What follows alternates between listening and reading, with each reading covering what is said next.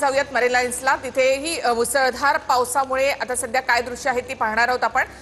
Krishna, marine lines परिसरामध्ये सुद्धा म्हणजे संपूर्ण मुंबईतच मुसळधार पाऊस झालेला आहे। तुमच्या मागेही आपण पाहतो काय एकूणच दृश्य आहे।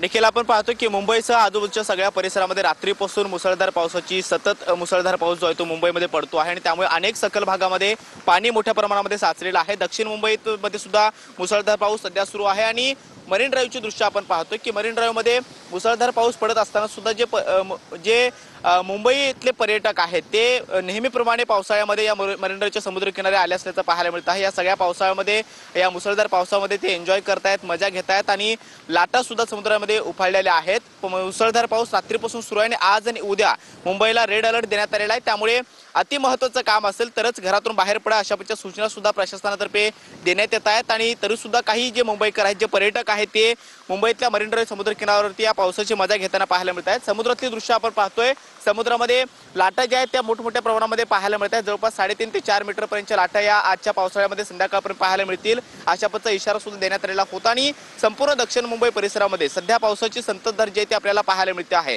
अनेक सखल भागामध्ये मोठ्या प्रमाणामध्ये पाणी साचलेलं आहे, त्यामुळे वाहतुकीवरती मोठा परिणाम झालेला आहे। बऱ्याच ठिकाणी वाहतूक कोंडी झाल्याचं पाहायला मिळतं। त्याचबरोबर रेल्वेवरती सुद्धा परिणाम झालेला आहे। मात्र जे काही पर्यटक आहेत ते मुंबईच्या मरीन ड्राईव्ह समुद्र किनाऱ्यावरती आलेले आहेत आणि या पावसामध्ये मजा करताना पाहायला मिळत आहेत।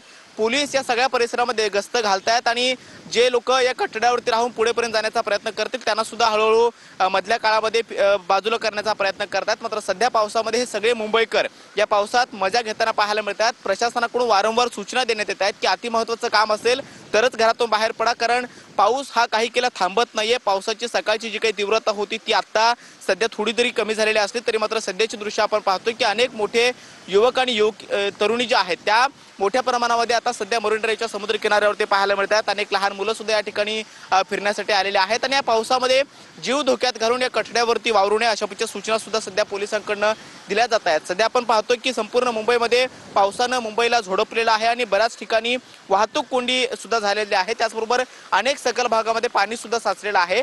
समुद्रातील दृश्य पाहायचे झाले तर अनेक आतमध्ये समुद्राच्या मधल्या भागापासून कठड्यावरती ज्या लाटा आहेत त्या येऊन धडकताना पाहायला मिळत आहेत आणि त्यामुळे जीव धोक्यात घालून अशा ठिकाणी मुंबईकरांनी वावरू नये असं देखील मुंबई पोलीस त्याचबरोबर प्रशासनाकडून आवाहन केलं जातंय।